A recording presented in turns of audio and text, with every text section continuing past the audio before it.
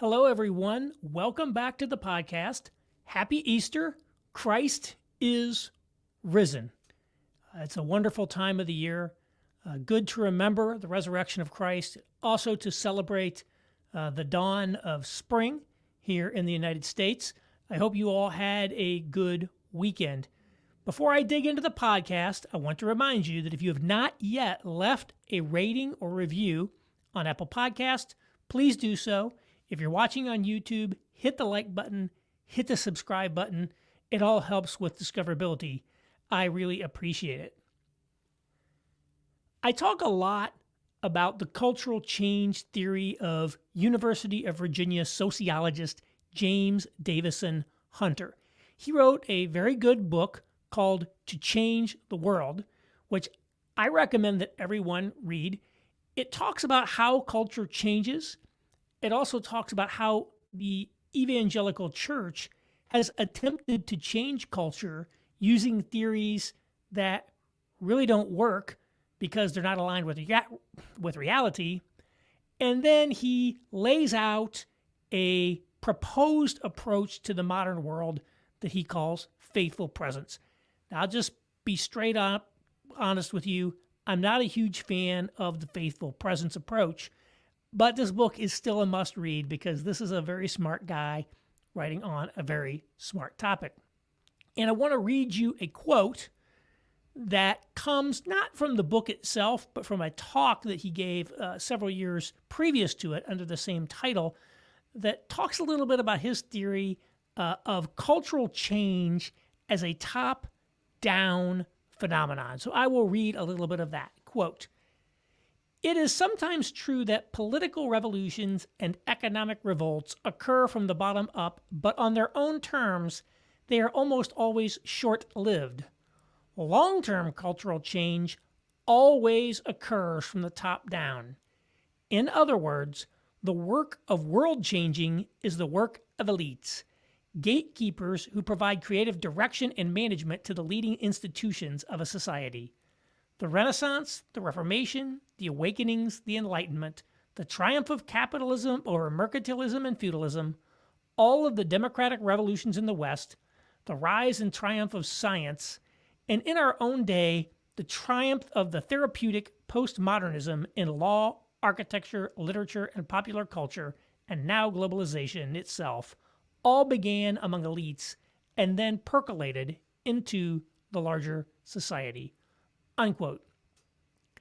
And this is very important, and this provides a lot of justifications for various people in the church and other fields to say we need to penetrate elite institutions, we need to be present in elite places like Manhattan, because the key to society is the elites. The key is the top institutions. And you know what? There is a lot of truth in that. That's a very important part of the world that we need to understand. But I think that the image that this conjures up in our minds as to how cultural change works can mislead in certain circumstances. It really makes you think that innovations and cultural changes are developed initially within the elite themselves, which in some cases is actually true. That a professor at Harvard comes up with a theory, and the next thing you know, all of society is forced to genuflect to it. But in other cases, change actually originates outside of the elite, originates far from the elite on the margins, and is only later adopted by and ratified by the elite. It may be true that unless you get some elites on your side, your endeavors are not likely to succeed, but it is not the case always that change originates in the elite. And in order to illustrate this, I want to just read some passages from a person by the name of Eric Hoffer, who takes almost a diametrically opposite view of Hunter, and I think provides an interesting other perspective on the problem. So Eric Hoffer was known as the longshoreman philosopher. He's famously the author of a book called The True Believer, which got hot back around 9/11, was purported to explain fanaticism. He's a very interesting character. I believe he may have been the children of German immigrants, but he grew up speaking German, so he spoke German. He kind of inexplicably went blind for a while and then recovered his sight. Not really clear what was going on there. He ended up in California where he worked as a migrant farm worker and in fact lived in Hoovervilles during the Depression, basically living in federal homeless encampments for men like him. He sort of hit the big time during World War II when he got a job as a longshoreman on the docks in San Francisco, and then as a union man for the rest of his life, sort of had a secure position. But even when he was wandering around picking beans and things of that nature, he would always go to the libraries and read. He was quite a literate person in that way. He loved to read books, self-studied, autodidact. Don't believe he had any real formal advanced education, but he then began to write a series of short books and essays that I really enjoy because, one, they're short, they're written in a great style. He uses a lot of aphoristic writing, and they make a lot of provocative, challenging assumptions about the world. Not assumptions, but observations about the world. And again, I'm not going to say that everything this guy says is totally accurate or that I endorse everything that he says, but I like to think about the perspectives that he offers. One thing that I really enjoy is his perspective on the nature and character of the intellectual man. And again, probably not totally original to him, but one of the ways that he says intellectuals behave is that they want to be taken seriously as the prime movers of society. And one reason that the intellectuals have always hated the United States is that the United States rewards and valorizes the man of action, not the man of ideas or the man of words. Whereas communism, even when it persecuted its intellectuals and its dissidents, took them seriously. And I believe his line is, the intellectual man would rather be persecuted than ignored. This idea that the intellectual man desires above all to be taken seriously and treated with high regard and high status in a society, I think is, kind of an interesting way to think about what motivates them and what's really important to them. And of course, America has never really been the land of the intellectual in terms of public acclaim and status. But one of his books is called The Ordeal of Change. And in fact, I'm holding a copy of it up for the camera so you can see it. You can also see it's very small. It's an essay collection. The Ordeal of Change is actually one of the essays in it. But towards the end, he has a couple of very interesting essays, one of which is called The Unnaturalness of Human Nature. And in The Unnaturalness of Human Nature, one of the things that he argues is that essentially failures, misfits, outsiders are the locomotive or the engine of human progress. So I want to read a couple of quotes from you from that essay. Quote, "Since it was man's unfitness, his being an outcast and an outsider on this planet, which started him on his unique course, it should not seem anomalous that misfits and outsiders are often in the forefront of human endeavor and the first to grapple with the unknown. The impulse to escape an untenable situation often prompts human beings not to shrink back, but to plunge ahead. It is the unique glory of the human species that its rejected do not fall by the wayside, but become the building stones of the new, and that those who cannot fit into the present should become the shapers of the future." Unquote. And I guess you picked up the allusion to the Bible there, that the stone that the builders rejected became the chief cornerstone. This idea that the people who didn't fit in, the people who didn't make it big, in the standard things of society are the ones that go out and pioneer the new. Another quote I will give from that: "The inept and unfit also display a high degree of venturesomeness in welcoming and promoting innovations in all fields. It is not usually the successful who advocate drastic social reforms, plunge into new undertakings in business and industry, go out to tame the wilderness, etc. People who make good usually stay where they are and go on doing more and better of what they know how to do well. The plunge into the new is often an escape from an untenable situation and a maneuver to mask one's ineptness. To adopt the role of the pioneer and the avant-garde is to place oneself in a situation where ineptness and awkwardness are acceptable and even unavoidable, for experience and know-how count for little in tackling the new, and we expect the wholly new to be ill-shapen and ugly." Unquote. And again, let's not take this too far. Many social innovations and changes, in fact, did originate from people that you would think of as very successful at what they're doing.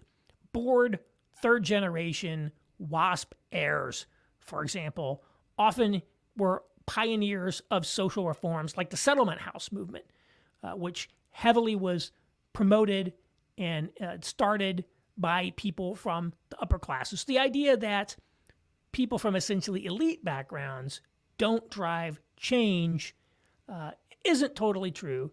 Nevertheless, change often does come from people who failed at more conventional paths. Why did I start my company? Because I went bankrupt. How many times have you heard of the person starting a company because they went bankrupt or because they got fired from their job? I got fired. What am I going to do? I guess I have to start a company. I have to create a job for myself. That sort of thing. And one of the examples that he gives in another essay is of pioneering new lands, the kinds of people that pioneer new lands. The essay in the book that comes right after this is called "The Role of Undesirables in Society."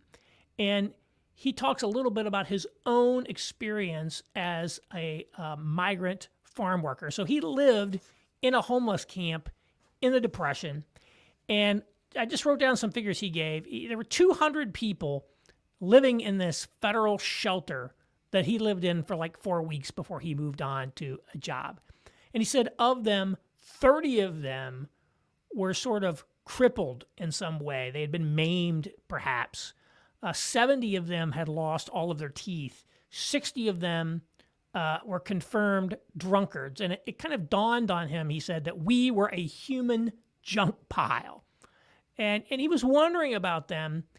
And ultimately, he made the connection between the people like himself who were living in that camp and the pioneers who settled California. And now at the time he was writing this, there were still people who were old enough to have personal memory of the pioneering era in which California was really settled.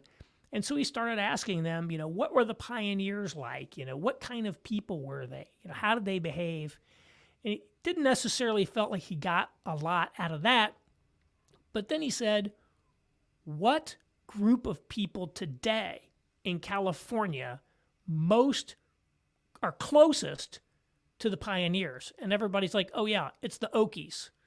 It's the fruit tramps. Right? It's the people like that. The people who succeeded and hit it big where they were probably weren't going to go west, young man. It was always going to be people who were misfits in some way, even if just psychologically misfit, if nothing else. In some respects, being a misfit can be a state of mind in a lot of ways. And we always see this with, the eccentric geniuses who discover some new math theorem or something. So the unfit, if you might say, or the failures often play a key role in promoting new things or going off and settling new lands or other things of that nature. Now, that doesn't mean that without some elite backing, that their enterprises are going to succeed. At some point, the elites have to adopt your idea. At some point, elites with money have to come in behind the pioneers and really establish the towns and build the infrastructure, etc. But the initial aspect of the change did not come from the top down, didn't come from the cathedral. It came from the margins. And I think we see this with Christianity as well. Christianity, if you listen to James Davison Hunter, you would probably think it was some faction within the Pharisees who developed this new religion and kind of imposed it on a top-down manner. He would have said, well, it probably wasn't the most elite of the elite, but it was some rising faction of Pharisees or Sadducees who were looking to get to the total top of the pecking order, and they created this innovation called Christianity.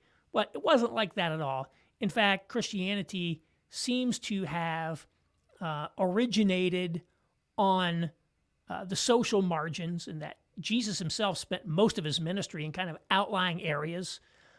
And then he went to the center. He didn't always stay in the outlying areas, but he spent a lot of time out there. And again, the apostles were famously uneducated Galileans and people like that. They were not the elites. Now, again, Christianity in part succeeded because it did make allies among the elites. Even during Jesus' ministry, there were people like Joseph of Arimathea, who was a member of the High Council, who was, a supporter of Jesus.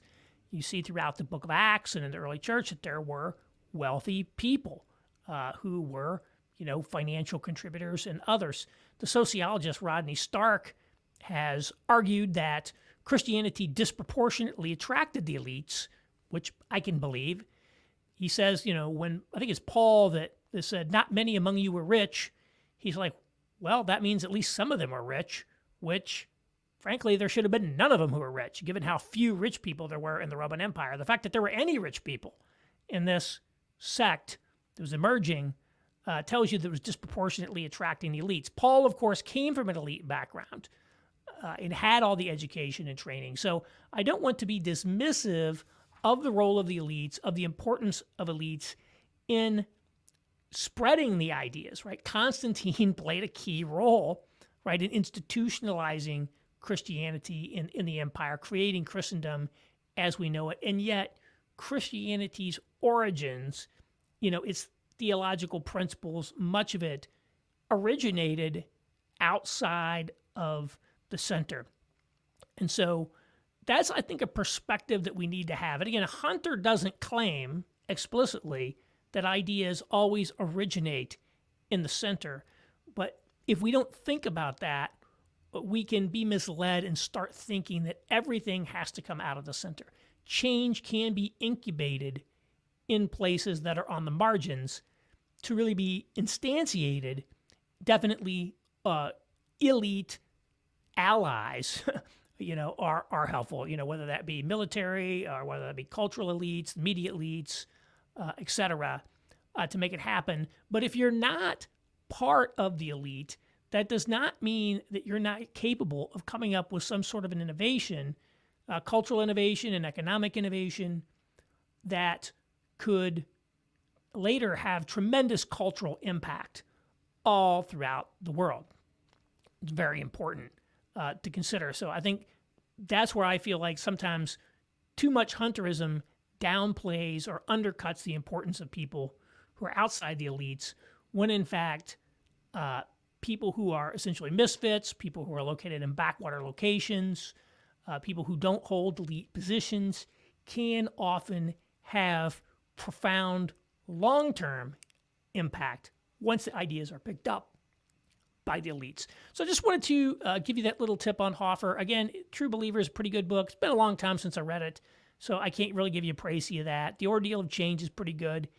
He's got a number of other ones. They're very short, they're very pithy, very aphoristic, and always provocative. Again, you're not going to agree with everything, but I think that it's short, interesting, fun reading, and he's sort of a genuinely American character.